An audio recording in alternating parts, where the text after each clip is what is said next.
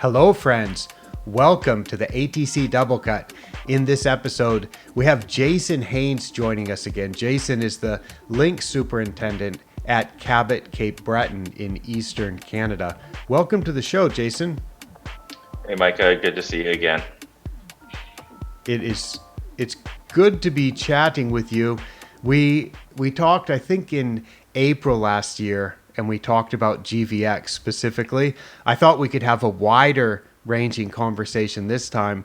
You may have seen that rather than doing the bombs with Joe Galati, when we reviewed the posts that didn't get the most views, Joe and I, in December, we actually did a year-end extravaganza looking at the top posts of the year. And I thought, you know what? I've been wanting to talk to Jason for a while. I wonder how things went in the 2025 season, what you're working on, looking ahead to 2026. I said, why don't we make an excuse to have a talk by talking about the bombs, and then we can just talk about what's going on at Cabot Cape Breton. So thanks for joining me for this.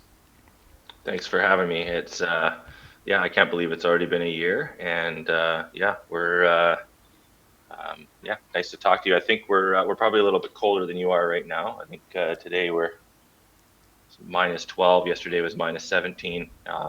Fingers crossed, winter is done with us by the weekend. I think we have a stretch of temperatures that don't go below freezing for I think 3 days, which is going to be nice for us to maybe get out on the course and see some green grass. Hopefully, So maybe you not have green, maybe brown dormant grass, but grass nonetheless.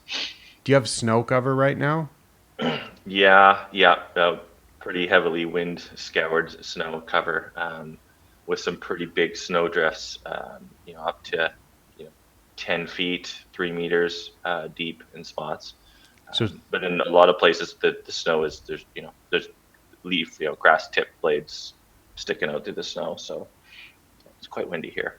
And when you get those big drifts, you remove that snow. You don't wait for it to melt, do you? On the golf course, yeah, like we've already punched through a couple of them with our loader just so we can get access to some parts of the course, buildings and such. And then when they're on greens, like last week, we were out spreading some black sand just to expedite that melt.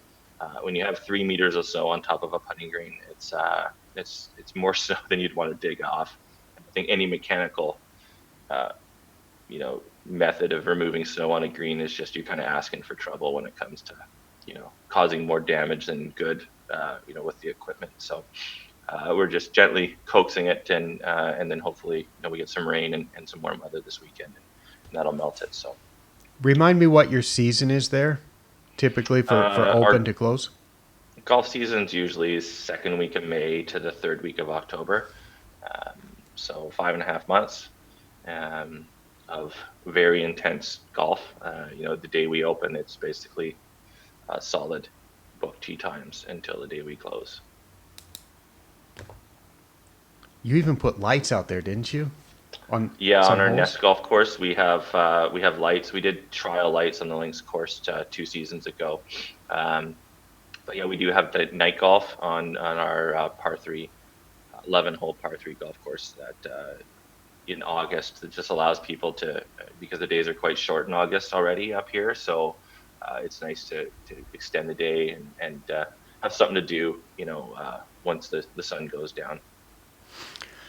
Let's jump in with this being the ATC double cut. We're going to kick off the conversation looking at one of the ATC blog posts. The one we're going to look at is the one that I give the title 10 Posts No One Read in 2025. And this one you were telling me before we went on the air that you think you may be one of the few people that actually read all of those. And of course I'm also one of those people. So we can look through it and just say, hey, maybe a couple of these are worth your attention because there is some good information in there. So I'll Yeah, put a direct link to this as usual in the show notes so everybody can check this out and read any of these that interest you.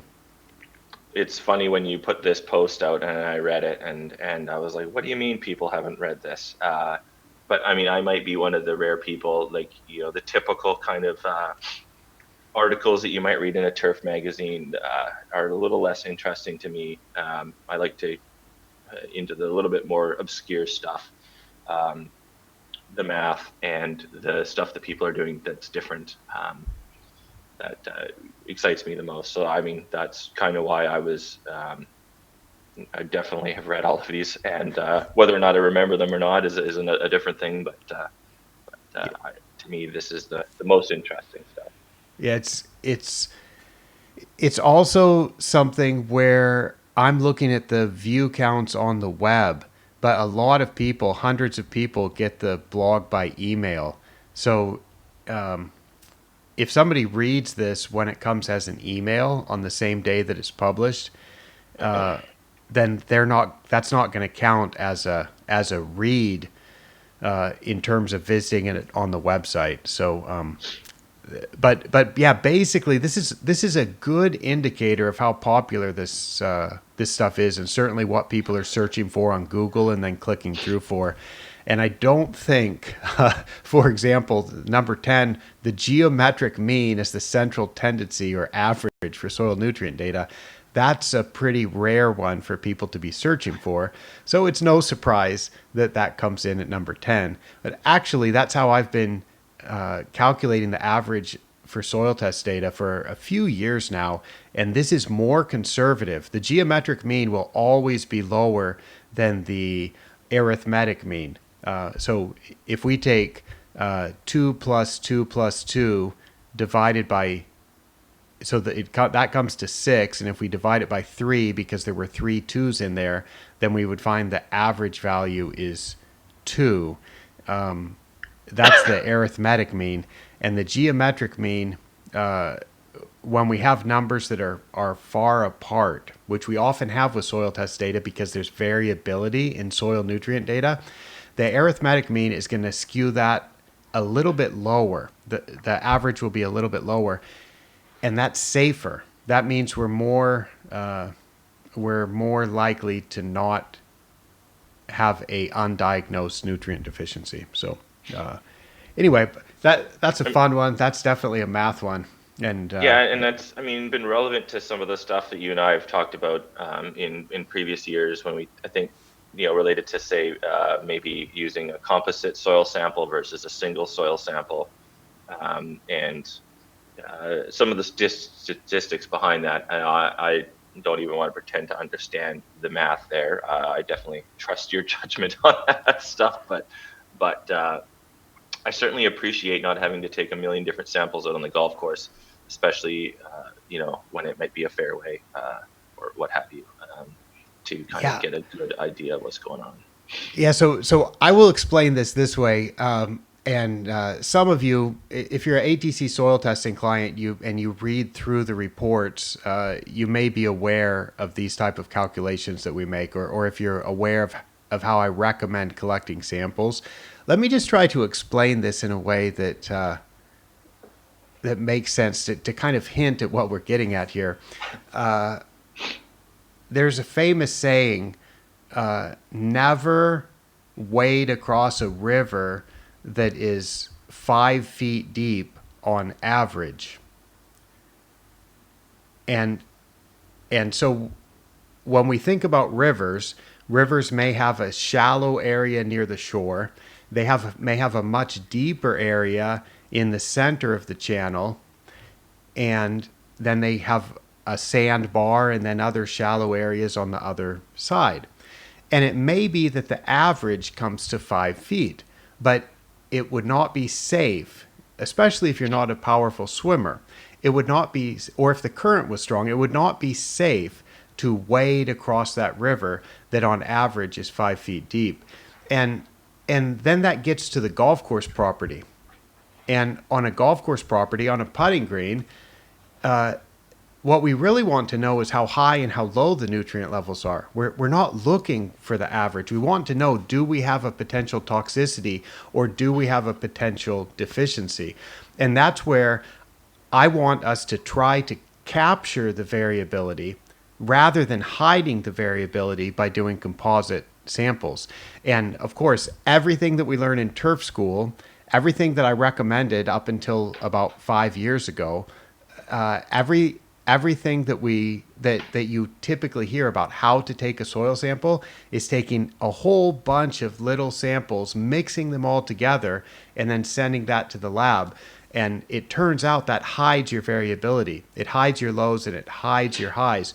And so what I recommend for my clients, we try to capture the highs, we try to capture the lows, and we also try to get a useful average. And when we do that, we use the geometric mean, which is a nice way to calculate that. So, and I think if you remember about it's the same thing. We don't want to, if you have a putting green, let's say phosphorus, because phosphorus would completely stop growth.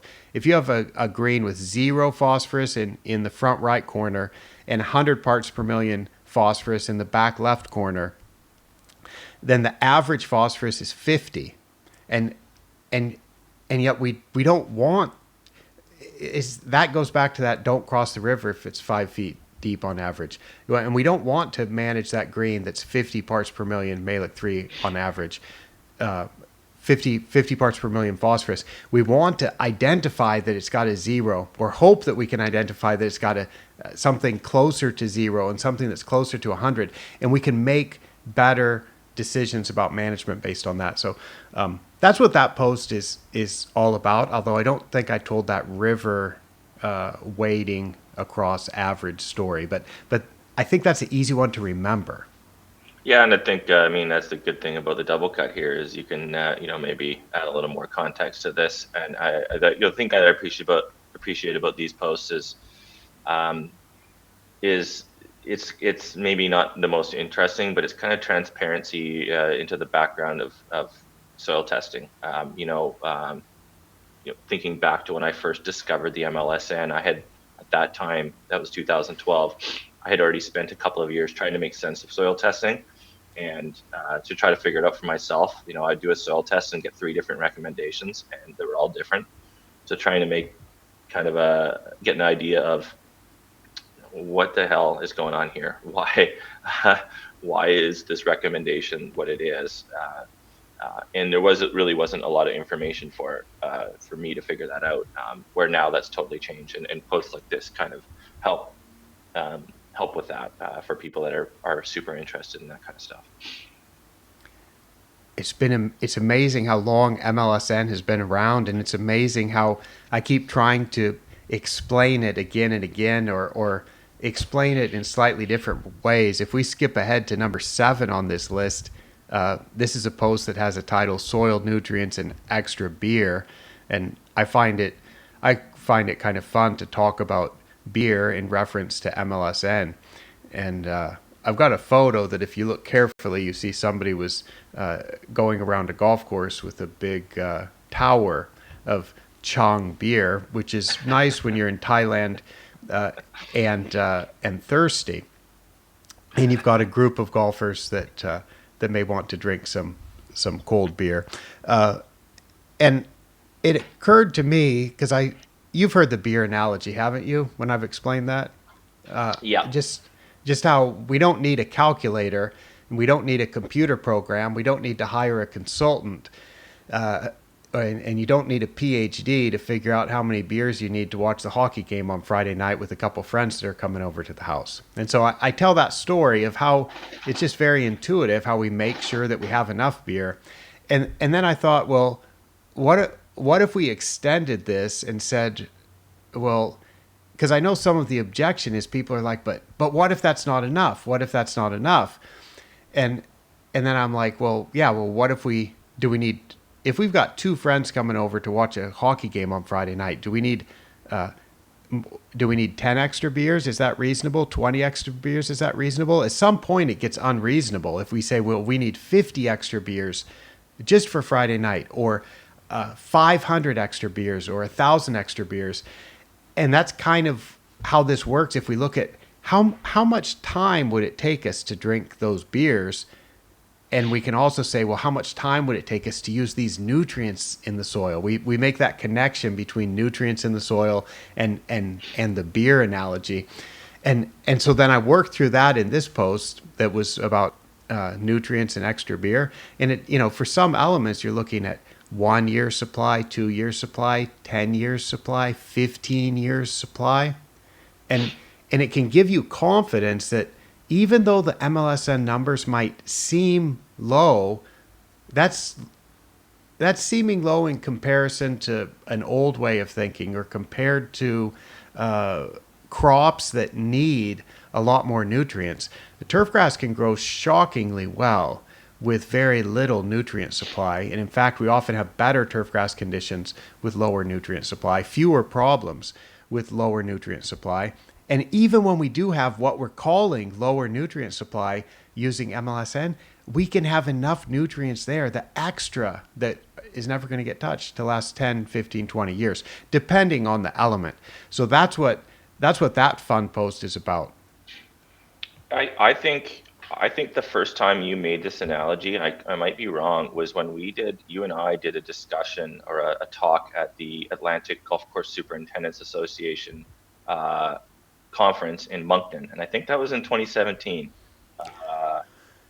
That was the first time I remember doing this was in 2017 in Australia. I was introducing MLSN in Australia with a series of seminars with the Living Turf Company, and I think maybe the second time I explained it was in Canada, and I didn't explain this to an audience in the United States for a long time, but I think Australians and Canadians appreciate a good beer story, or golf course superintendents in those countries seem to appreciate a good beer story, and that's just so intuitive. And with the soil nutrients, the only reason why it's a little bit more complicated with soil nutrients is we have to convert between parts per million units and kilograms per hectare or pounds per thousand units.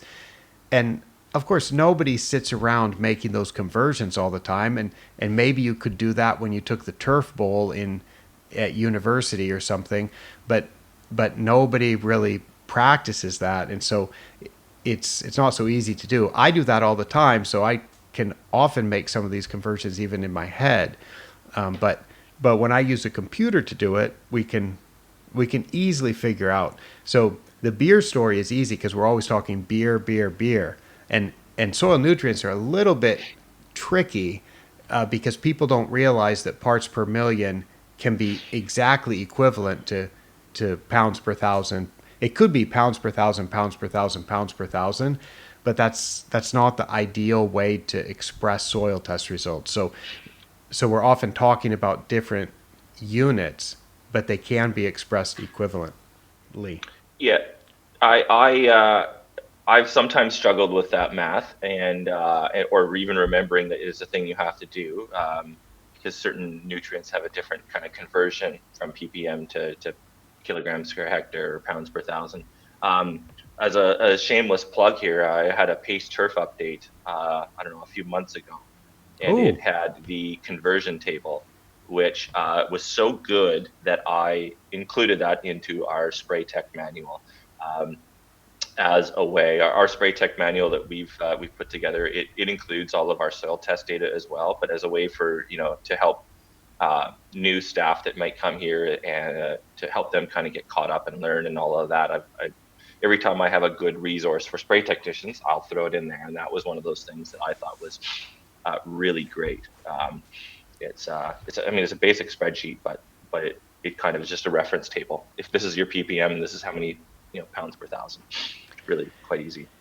That is quite easy. Yeah, that's like one A4 paper that just gives you all the straight conversions, so you can look at it. And yeah, that's good. Well, thanks for that plug. I appreciate that. And there will be a direct link to Pace Turf also in the show notes. So for those of you who want to check that out, go find that on paceturf.org.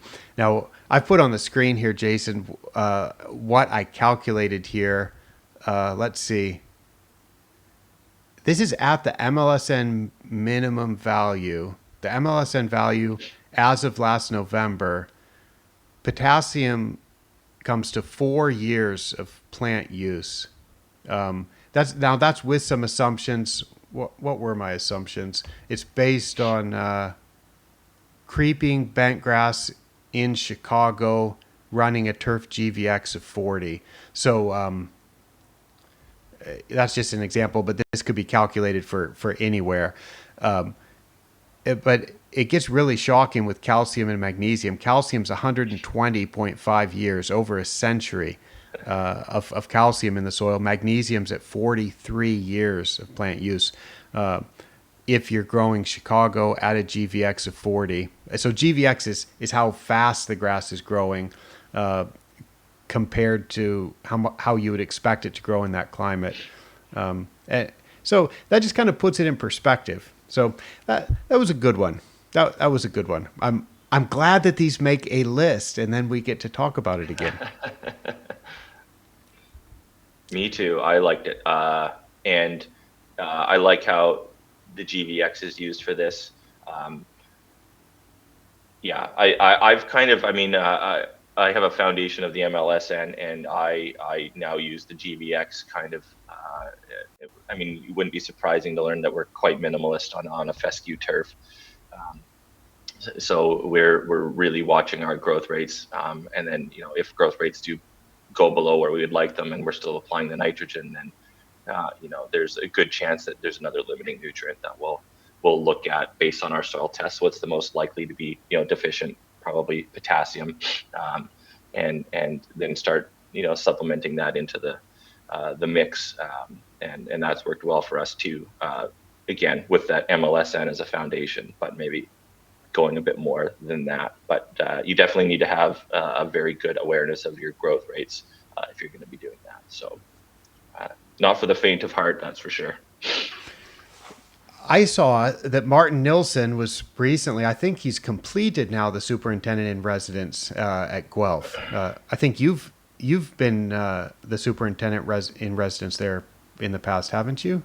I was. It was actually just probably one of the top honors of my career to be asked to do that. That was in 2020, and it was right before COVID hit. It was the first time I had seen people wearing face masks in public in the airports. And I think the week after I returned home, the whole world shut down. So, but it was a really, really great time. Yeah, I would, if anybody ever gets asked for it, definitely say yes. They take really good care of you, and it's very awesome.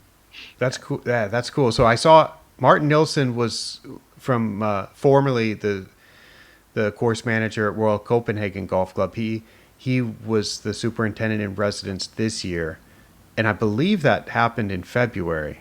And yes, so, and I wish I could have gone to see it, because it's a hop, skip, and a jump away for us on a plane, and it's just for us here, it's really difficult to get away in February, just because personally, where I live, if I leave and it snows 2 feet, my family can't get out of the house. So the weather's a bit extreme. You're an essential part of life, especially chief snow removal officer or whatever, just to keep the family moving. So you saw last year I saw Martin twice, but in August I worked with him, volunteered at the Danish Golf Championship at Footesø Golf Club, and I also visited Royal Copenhagen and also visited Sollerød Golf Club, where Mads Andersen is the course manager. And we did office hours last year because all of those courses are pesticide free, and one of them hosted a DP World Tour event. We did office hours and discussed how that's possible, what they think about when they're dealing with needing to produce a surface and realizing that they're not going to be able to apply pesticides. Some of the stresses that they deal with, some of the techniques that they use, some of the communication that's involved. That's just fascinating for me. And I was back in Denmark again in November to speak at the Danish Greenkeepers Conference. And I know you've tried using a minimum amount of pesticides before. When I visited you at Sunshine Coast, I remember you were spot spraying microdocium, and I visited in March. It was 3 years ago, right before you went to Cabot, And Hmm. I was astounded, Jason, at how little microdocium was there. And Oregon State University just had their winter field day where they show the microdocium, and they get lots of microdocium. And I don't know, why don't people manage like Jason did? Keep the growth rate low, roll it a lot, and spot treat the spots, and and maybe try to favor bank grass over POA.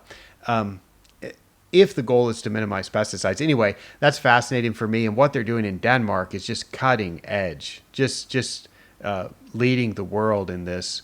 Yeah. And I just wondered, what's your comments on that, having been to Denmark, having been part of the superintendent in residence program, knowing Martin and Thomas and the other people involved, it's a lot of the people involved. What do you have to say about this? And what are you doing Um, now with pesticides? well, firstly, I was very surprised to see this article on the list. This to me was probably the one of the top five things that I've seen on the turf industry in the last probably 5 years. It just and I shared it with my management team here, and they all just really thought it. And there was a lot of really good things that we could use, like instantly on our course with some of the challenges we face with some certain pests. So I was surprised that this was on this list because it is so good. Now, Let me raise my hand and interrupt, Jason. yep, I think I had about probably 3 or 4 blog posts about my experience at the tournament, yep. and some follow up to that, and those ones didn't make the list. So this one that made the list was just kind of announcing the office hours, and then it's a bookmark showing that the office hours took place. But Okay. I think there were a few that in fact, one of them may have made the top 10. So just to make it clear that some of the stuff was widely viewed. But yeah, it's a Well, pity that this one. It seems like all of it would be at the top. I'm glad it made the bottom list because we get to talk about it, and this is something that I'm excited to talk about. When you mentioned Martin, um, in a roundabout way, he's partially responsible for the GVX, and it kind of goes back to 2010 when I was in BC. We were facing the threat of a pesticide ban, cosmetic pesticide ban, based on fear, not necessarily on facts and science. Um, Most of the effort was put towards banning or fighting the ban, and I was like, great, but like, what happens if they still ban us? Like, science and reason doesn't always win through. So I kind of just where I had the opportunity, being a course that not too many people knew about, with not much money to spend. Um, was to try experimenting, and so I had a lot of fun. Obviously, that's kind of the path that brought me where I am today, and to meeting you and everybody else. But my efforts to kind of reduce pesticide use got the attention of Martin and Niels Dokma at the Netherlands Golf Federation. That's when I met around the time I met Bjarni. Um, and he's just first name, by the way. I think he's kind of like a Bjork or Madonna. First name, everybody knows who you're talking about. Um, hey, Barney. um, they asked me to kind of come and share some of my ideas about my pesticide reduction, because they were, at the time, this is I think 2018, they were facing a full pesticide ban for golf courses. So they were very keen to learn about what other people across the world were doing. And at that time, there wasn't a lot really going on that was really kind of effective. A lot of it was, let's use compost tea. And it's like, well, like you'd hear stories. Let's use compost tea. We reduce our, from spraying every 7 days, now we spray every 8 days. It's like, that's not really usable to someone who needs to go to zero. Anyways, as I was doing a discussion on precision fertilizer in Denmark, I inadvertently, accidentally came across the concept of GVX. So that is a roundabout kind of a way of, and that's when I met Martin, and I've met him a few times since. And when I've had the opportunity to go over to the bigger conference, I've always been keen to to sit in on the Scandinavia turf talks. They're always highly relevant to what we're doing in Canada, and and yeah, it's been great. So as a roundabout way, that's kind of the background of how I know some of these people that are doing this. And I was, when I saw the golf courses the ones that hosted the DP World, there's it was kind of mind blowing to me how good they look um, for being pesticide free in that climate, especially in a cooler northern climate. Um, not I've seen similar things, but it was quite impressive, um, and to see. So I really enjoyed um, that whole set of posts. It was very practical. There wasn't a lot of hocus pocus there. Um, very just I mean the only other I think back to there was a presentation done. What's his name? The previous superintendent at Martha's Vineyard, Jeff Carlson, I Mm-hmm. believe. There was Mm-hmm. for the longest time. He had a slide share presentation, and again, I saw that one in person as well. And that to me was also a kind of a some of the stuff that they were doing. This is 15, 20 years ago was quite amazing. And then the guys in Scandinavia, Northern Europe, have really kind of taken it to the next level. So it's been really really cool to see what they're doing, while also producing really good surfaces. So Yeah, that's the thing for me. I wanted to go there and see it for myself. So I brought my measuring tools and I brought my camera and I brought my eyes and I brought my time and spent a lot of time walking on the course, taking measurements, taking pictures and observing it because I wanted to see where was the worst dollar spot, where was the worst insect damage or in that case it's bird damage from the crows getting the getting the grubs or the chafers. But and then and then it's like, wow, that's not that bad actually. And then you just fix it like a pitch mark and put some sand and seed and go on with your day. So it, it's interesting.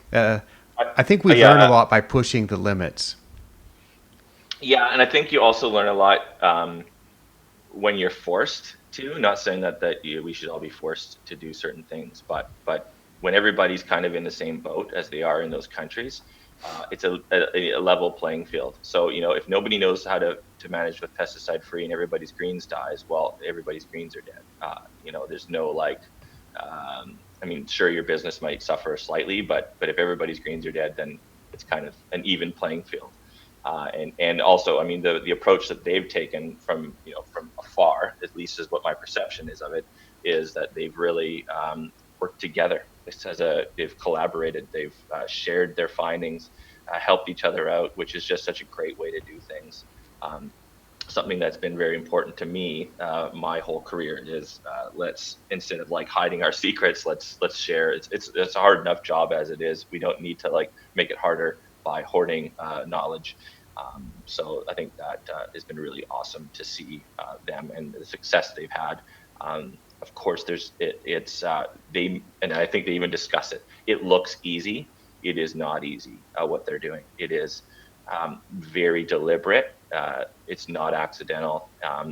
There are a million little things that they are doing. When you mentioned spot spraying as an example, um, spot spraying alone doesn't work. It's combined with rolling. If I need to prep the greens and I have active disease, I will choose rolling versus a mow in the winter, because rolling isn't going to damage the plant. It's not going to open up and wound the plant in the same manner that a mowing would. So when I do need to mow, because when I was on the West Coast, the grass did grow through the winter. We still had to mow through the winter. Um, I would just make sure, okay, I think I got a mow probably on Thursday based on our growth rates. I need to make sure that all of the active disease on my greens is treated ahead of that mowing, so that I'm not spreading that disease around. Because I've written about it. I've shared all sorts of pictures about very clear disease spread from mowers, like straight lines where, I have I think a blog post called "How to Turn One Spot into 1,000 Spots." Um, and that was kind of one of my things I learned probably over 10 years ago now. 15 years ago, actually, about the disease in the winter, and I think we're making it worse. I think so. Yeah, that Yeah, was kind of neat to see, and it just, I think the moral of the story is it they make it look easy. I would not recommend just stopping using pesticides and hoping it works out. It's a whole systems approach, and it does take years to kind of get your course trained into that management regime. that's right. So eh, they're they're creating the soil conditions in which the desired species can grow, and then they're creating the management conditions as much as they can to allow the desired species to grow. And so if they don't have the desired species, and if they don't have the desired soil conditions, they need to move it in that direction. As they get in that direction, they need to keep it at that place, and then they need to manage the growth rate. It's hard not, if you can minimize the mowing, that's useful. So it helps to not over apply nutrients and so on. There's a number of things that all come together that lead to being able to have so few spots that you can just roll and then go put some spot sprays out there on 8 or 10 spots that happen to be on your green. And that's it's nice to see. And I have a number of videos on my YouTube channel where you can hear directly, especially from Thomas Peel, but also from Mads Anderson and Martin Nilsson, who I interviewed there, and but especially from Thomas Peel, explaining what the fundamental greenkeeping practices are that allow that to be possible. Let's change to another one, Jason. There's one that was terrific. I wrote an article. I don't think the spring issue of Green Master has come out. Has it? Yes, and you're in it, Oh, is my MLSN article out? my man. Yeah. Awesome, awesome. Okay, so sweet. Am I on the cover? Not. No, Oh, you're not that cool. okay, but okay. There's an article about MLSN. I'm going to make sure that the whole world gets a chance to read that because I've tried to explain MLSN. There were a couple articles, or there was one article in particular last year that I thought gave a very poor explanation of how you might utilize soil testing and how you might make some fertilizer decisions. And I was glad that the Canadians what is it, the Canadian Golf Superintendents Association, Yeah, yeah. they asked me if I'd like to contribute an article on that, and I said sure, I'd like to try to explain it. So I was writing that article in September, and I was looking for this particular something that Piper and Oakley had written about pre-mixed fertilizers. I don't think I ever wrote about that actually in the MLSN article that I'll put a link to. I haven't seen it in published form yet, so I'm looking forward to that. Anyway, this is a good one because there's some very strong quotations here. Let me read a couple of these. So this is from the book Turf for Golf Courses, published in 1917 by Charles Vancouver Piper and R.A. Oakley. Now there's a couple bentgrass varieties named after them, but they were scientists who worked for the U.S. Department of Agriculture. They specialized in grasses, and they wrote that book about golf courses. And then Piper was the first chairman of the USGA Green section. So they made some strong comments about fertilizer that are still relevant today, 110 years later. I quote from that book: "It is a common practice of commercial fertilizer companies to mix fertilizing materials in different proportions with the view to selling them. These ready mixed fertilizers are extensively advertised, and the opinion seems to prevail in the minds of many that they are just what is required. While these mixed fertilizers are very generally used, they are not to be recommended. Commercial concerns possess no special information regarding the action of fertilizers on grass that an intelligent greenkeeper cannot soon acquire, and therefore there is nothing mysteriously beneficial in their formulas. Well, end quote. 110 years later, Jason, and there's a lot of companies selling special pre-mixed fertilizers, and a lot of customers that think that these are very generally used, and people seem to think that they are just what is required. But actually, and I think maybe for the mainstream that's okay, but if you want really, really good conditions, you need to figure out what you need for your site, not something that's pre-mixed. That's where I'm convinced that you can do better by taking more control of it. Not something that you buy that's mixed, but something that you buy and mix together yourself. And I know that that's how you tend to fertilize. Certainly for the highest value areas, I would think that you're making decisions rather than letting a commercial concern make that decision for you.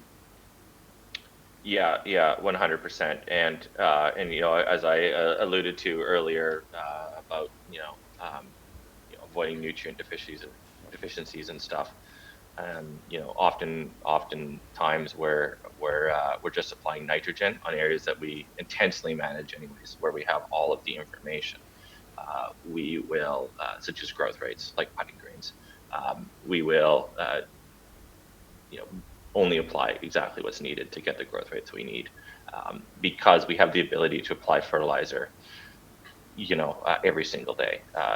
If we experience or start to experience a deficiency, we'll see that in our growth rates, and we can go out and apply that specific nutrient.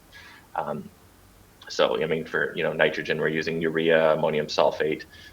In the cold time of year, maybe some potassium nitrate, just to get that nitrate out there. We can't get ammonium nitrate, unfortunately, but probably for good reason. And then we have some potassium sulfate, some potash that we'll throw in. Obviously, timing is important for disease management. Check out those articles about disease and potassium, and monoammonium phosphate for the P. And we have high calcium soils here, so we don't generally need any of that. And I know if we feel like it, we got a couple pails of micros. We'll throw in a cup here and there. Not too challenging.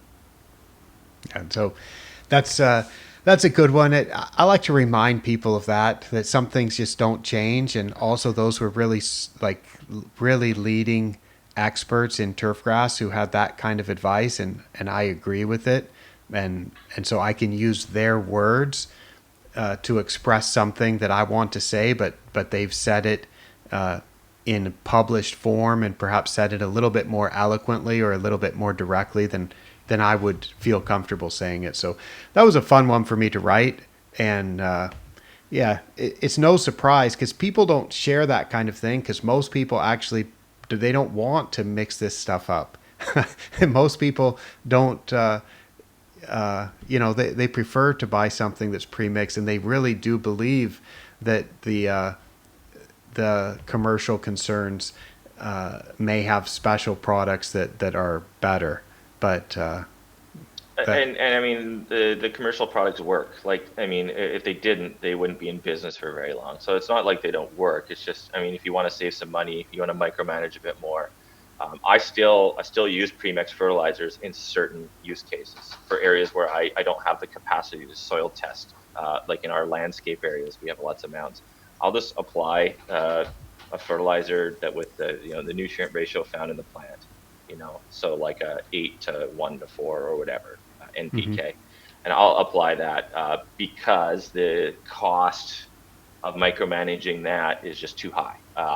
But on putting greens, our high value turf, we can really dial that in, and hopefully prevent a bunch of other issues. Hopefully. And then number 2 was GVX and sand, where I just said GVX is useful, but I wouldn't wouldn't use it to choose the amount of sand, because I think the absolute growth is more important than the relative growth. And actually, when I'm choosing how much sand to put, I want to base it on what the soil conditions are. So I like to look at the OM246, and well, not just the soil conditions. I like to base it on the playing surface condition, and then combine that with what we know about what's happening in the soil with OM246. So for me, sand is not really something that I use the GVX for, and I don't think you do either. But let me ask your comment on that before we move on to other topics. Yeah, to me, the relative growth, the GVX, doesn't make sense. If you're going to base it on anything, it's the actual growth. But like you say, the actual growth doesn't really have anything to do with how much organic matter you have in your soil and what you want to manage them and what the playing characteristics are. So once you get things dialed in, you can use that number to kind of fine tune your number. And like I've played around with a lot of that stuff. Over the years, just for fun. I did nitrogen rates with the growth potential and everything else. I prefer now to base most of my decisions on actual measured things. So like GVX is how I measure growth rates. One of the things I really like about the soil testing that you do is the trends. So I'm more concerned about the trend. Is organic matter going up? Is it going down? If it's going up, then maybe we need to apply more sand than we did last year. And that's kind of it's so simple. It's so easy. You can do all sorts of spreadsheets. Like I've been accused of being a bit of a freak in the sheets, spreadsheets, and yeah, my wife was threatening to get me a shirt that said that with an Excel logo on it. I'm not sure I would have worn that outside of the house, but anyways, I love a good spreadsheet, probably more than anybody. But it doesn't need to be that complicated. And it's the same thing with nutrients. It's like, are they going up? Are they going down? Know what you've done in the past. Have good records, and then just adjust accordingly. Who's to say that the amount of organic matter you have is ideal or not. And it's the same thing with even the nutrients. If you're growing good grass, it's probably good enough. It's probably the right amount necessarily. It could be. So just watch those trends, and I wouldn't overcomplicate it. I see a use case for using models and stuff to predict. So like for you, that you've never been somewhere, this is how much sand you might need to apply to start. To get you started on this journey, but beyond that, the trends, the changes over time are the most important to me, and it's been the nicest thing. I mean, there's other nice things about your reports, but seeing those differences over time, I've never seen that from anyone else. There's no history. They'll just give you like a snapshot, and then it's up to you to kind of piece them all together, where you do that automatically, and so yeah. Good. Well, I'm glad you like that. I do too, and it's been a work in progress, because I look at the kind of reports that I used to generate back in 2007, 2008, 2012, and they've just constantly gotten better, and and they continue to get better. Since you got your last OM246 report, we've added a section about the variability from green to green, and comparing that, because it's anonymous, of course, but we have a lot of courses in our database, so we look at what's normal for variability green to green in the OM2 at other courses, and that's useful, I think, because and I flagged this for a couple of people. I said, you're at a pretty nice golf course, and although you're pretty average for how variable the OM2 is from green to green, at a course of this caliber that sometimes has tournaments and so on, I really think that you'd want to be better than average in this particular parameter.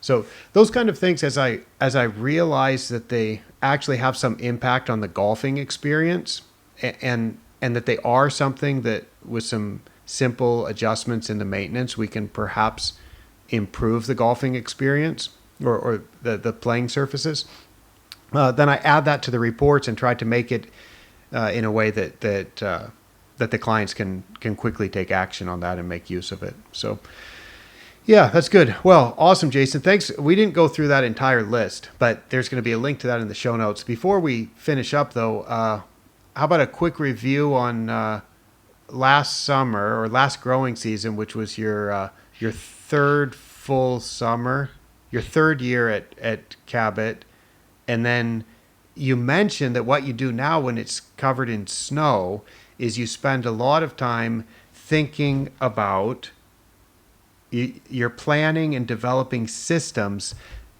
to so that you'll hopefully get better outcomes in the future. And you said that may not be very interesting, but I'm interested to know, what does that mean? So yeah, tell me about that. And Well, yeah. So the season, I'll start there. I it couldn't have gone better. I mean, it wasn't a great season weather-wise, but it couldn't have gone better. So my first year here, 2023, extremely wet. It was just a monsoon washout.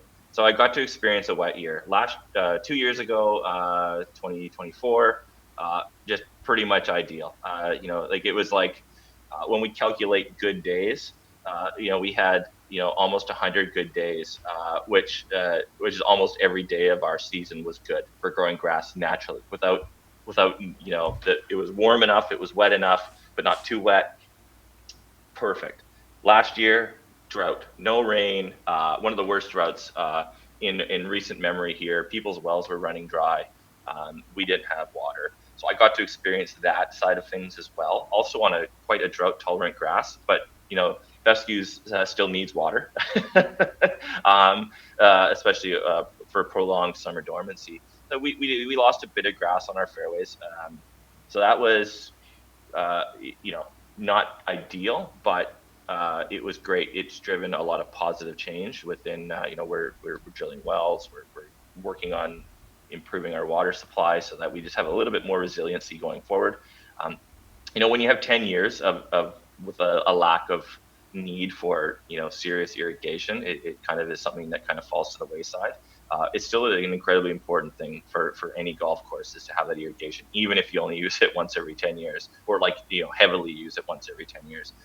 So to get those 3 seasons in, like those 3 different seasons in 3 years is just a tremendous gift. The way I see it, we now have going forward a lot of resiliency built into our plans and our systems to kind of hopefully better approach every one of those situations. So, I mean, obviously we do that anyways, and any experienced superintendent kind of knows what they're doing when it comes to those situations. But to have experience on that individual property with those individual systems, it just couldn't have gone better as far as getting that experience in so quickly. So I think going forward we're going to have a lot more success with that. how were the playing conditions during the drought last summer? When you said it was so severe that you lost a little bit of grass in the fairways, but this is a links style course with fescue, so were the playing surfaces just amazing, or was it so dry that there were problems? It was beyond like ideal dry. I think U.S. Open 2015. It was just like it's dry. Uh, you know, Dormancy. Let's say you get summer dormancy on fescue. After a week or two, a little bit of rain is kind of nice, but a month going on, there's no recovery with 200 plus rounds a day. It starts to look tired, and it's not the best.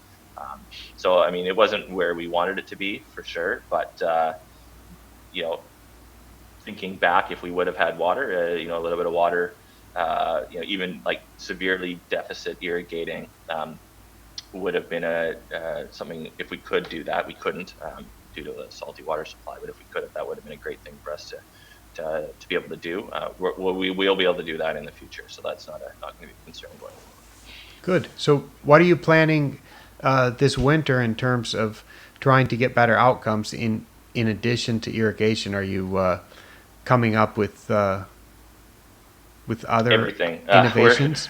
We're working on storage capacity, on water supply, on just more efficient, making sure everything is dialed in.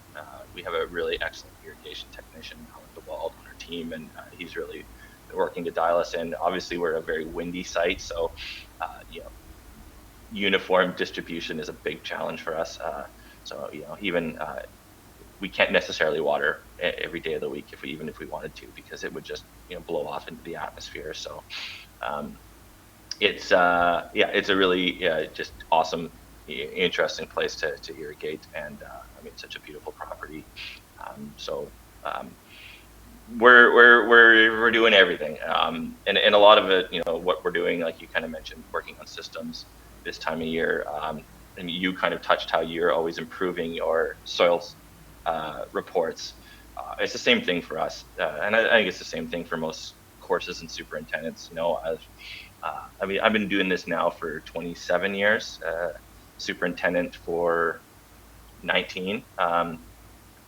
You keep getting better and better. It's one of those things every year you kind of, when you make a big improvement, you kind of think back with almost a little bit of embarrassment on the past. You're like, I can't believe I didn't do this in the past.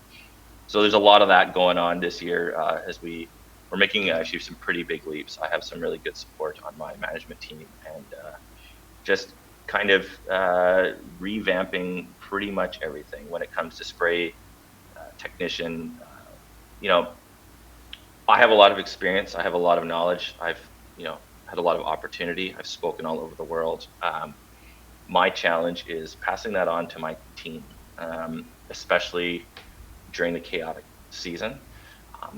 And it kind of dawned on me. I was sending one of my assistants, you may have met him, Graham, to Biga this year. And he was signing up to the courses, and one of them was data in turf. And I knew the presenter, and I was like, oh my God, the presenter's going to ask where you work and who you work with. And he's like going to be, why are you even here? You work with Jason Haines. and I realized that, I'm not passing on what I know to my team as effectively as I could. I am. I'm with them every day and doing hands-on, but there's still a big gap between what I know and what the rest of the team is. Maybe getting them on the same page, especially as they all come from different backgrounds.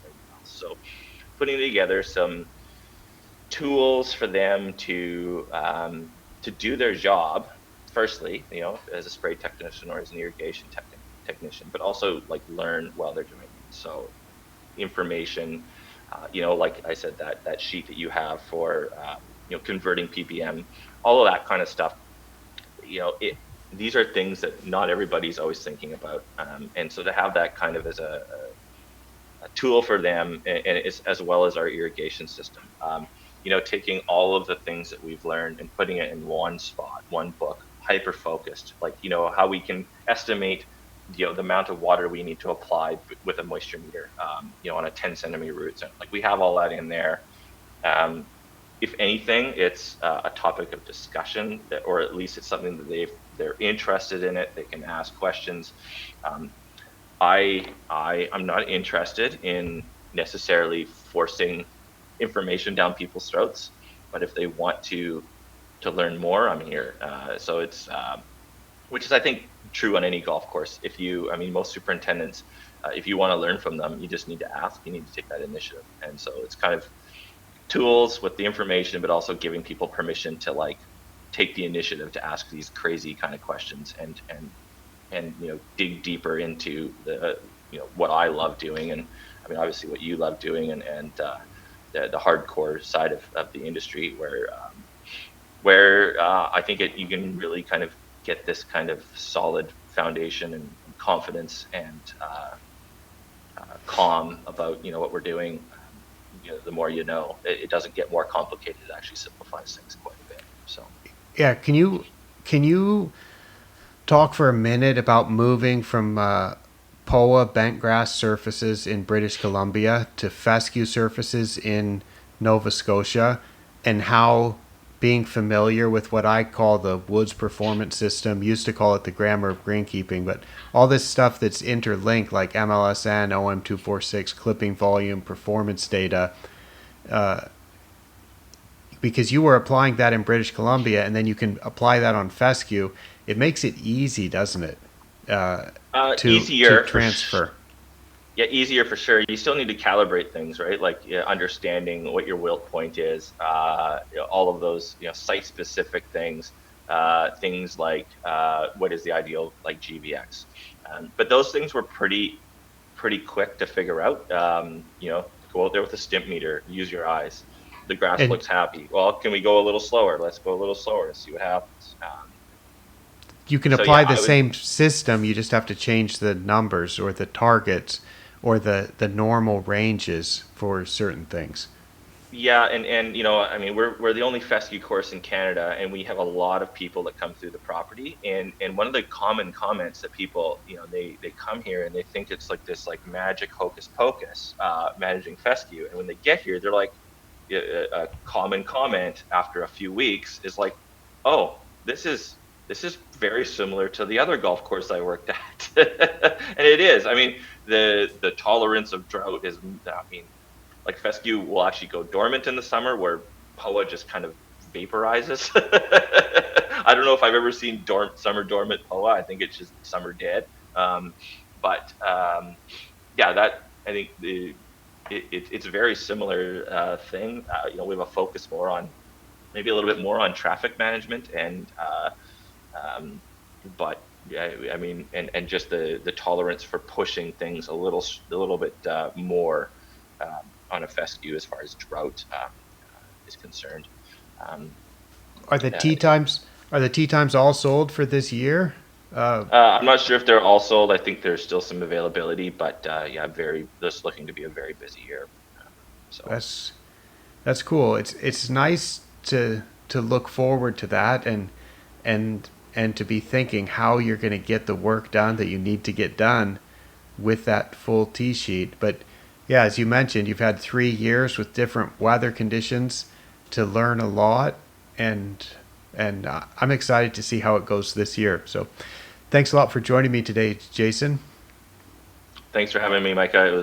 It's good talk. I loved all those topics, and I mean, geez, it's been an hour here, and we didn't even do probably half of those topics. I could probably go for another 3 or 4 hours. Yeah, we Um, could, but yeah, yeah, those are the bombs. but no one will watch it. Yeah, we I think we said what we wanted to say, and I'm pretty excited to know that Greenmaster magazine is published with the MLSN article. So I need to check that out and share that and encourage people to read it. I think Yeah, my only critique on it is it's like it has the most boring haircut you've ever had. I think the picture of you in the article. It's oh pre 2010, and a little bit of a spoiler alert here, guys. But look how boring that haircut is. It's like yeah, a buzz cut almost. that my friends is a 2008 or 2009 era haircut, and yeah, I I don't always cut my hair like that these days. I can explain it though. I struggle to find a good barber. How's that? Oh, okay, yeah. All right. Well, thanks a lot, Jason, Yeah, thanks, and Micah. have a good day. And I do hope the weather gets good and you can get that snow moved away in a nice, safe way for the grass and for the people, and start doing the maintenance. All right, everybody. Thanks for listening and for watching. I promise to be back again soon with more interesting turfgrass information. For now, I will sign off for ATC from Bangkok, Thailand. I'm Micah Woods. Bye bye.